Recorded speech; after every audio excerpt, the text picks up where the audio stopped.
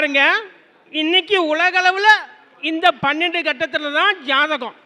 இந்த ஜாதகத்தில் லக்னத்திலிருந்து 3ஆம் பாவகத்தில் ராகு, 5ஆம் பாவகத்தில் செவ்வாய், 9ஆம் பாவகத்தில் கேது அப்படின்னு இருக்கு. இந்த கிரகங்கள் இருக்கக்கூடிய நட்சத்திர பாத ரீதியாக இந்த சக்கரத்தில் அமைக்கிற போது அங்கே 2ல் ராகு 99.99%, 4ல் செவ்வாய் 99.99%, 4ல் செவ்வாய்.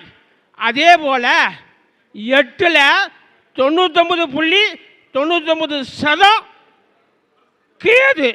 அப்போ இந்த சக்கரம்தான் பாவகத்தை நம்மளுக்கு பயன்படும் வகையில் இன்னைக்கு அமைக்கிறதுக்கு ஒரு உபகரணமாக இருக்குது. இந்த சக்கரம் உலகத்திலேயே இல்லைங்க.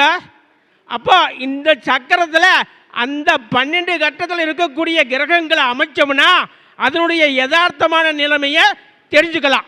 இப்போ வந்துங்க, இதில் பார்த்தீங்களா, 2ல் ராகு, 12ல் செவ்வாய், 8ல் கேதுன்னு இந்த 12 கட்ட ஜாதகத்தில் இருக்குது.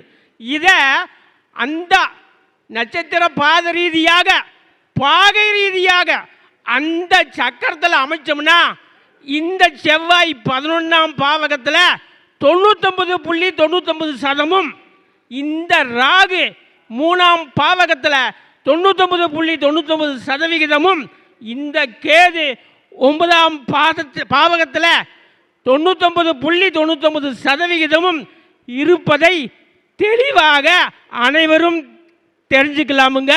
இதுக்குண்டான அதாவது இதனுடைய நகல்கள் எல்லாம் அனைவருக்கும் இலவசமாக வழங்கப்படும். கொடுத்துட்டு தான் இது குறித்து விரிவாக என்னோட கருத்தை தெரிவிப்பேன். நன்றிங்க.